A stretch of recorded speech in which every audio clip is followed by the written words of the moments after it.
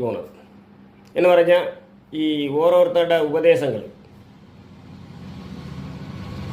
അവർ നല്ലത് ചെയ്യണമെന്ന് പറഞ്ഞ് ഇവർ ഉപദേശിക്കും.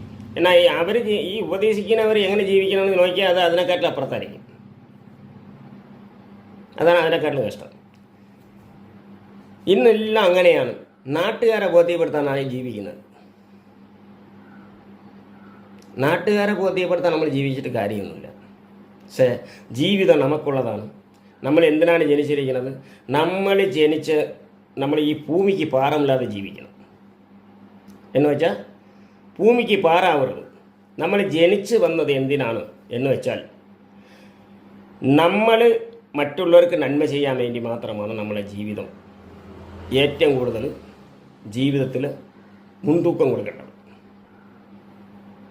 നമ്മളിവിടെ നിന്ന് ഒന്നും കൊണ്ടുപോകാൻ പോകണില്ല. എൻ്റെ ഉദാഹരണം എന്ന് പറയുന്നത് എല്ലാവർക്കും അറിയാനുള്ളതാണ്. എന്നാൽ കൊണ്ടുപോകുന്ന സ്വത്തുണ്ട്.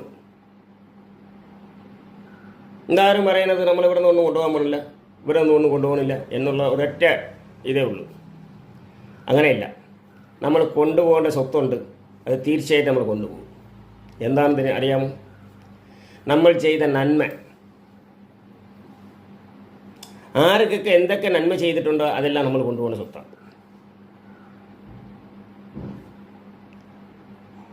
നമ്മൾ നന്മയിൽ ചെയ്യുന്നത് കൊണ്ട് മാത്രമാണ്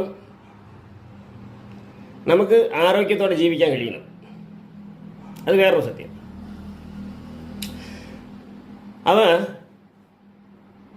നമ്മൾ മറ്റുള്ളവരെ പറ്റിച്ച് വലിപ്പിച്ച് എന്ന് പറഞ്ഞാൽ ഇതിൽ പറയുന്നത് എനിക്ക് മറ്റുള്ളവരെ ഈ പറ്റിക്കാതെയും വഞ്ചിക്കാതെയും ജീവിക്കണം. ഇതാണ് യഥാർത്ഥ ഉള്ള ജീവിതം. ഇതിൻ്റെ പ്രത്യേകത ഞാനിപ്പം പറയണമെന്ന് വെച്ചാൽ അത്യാവശ്യം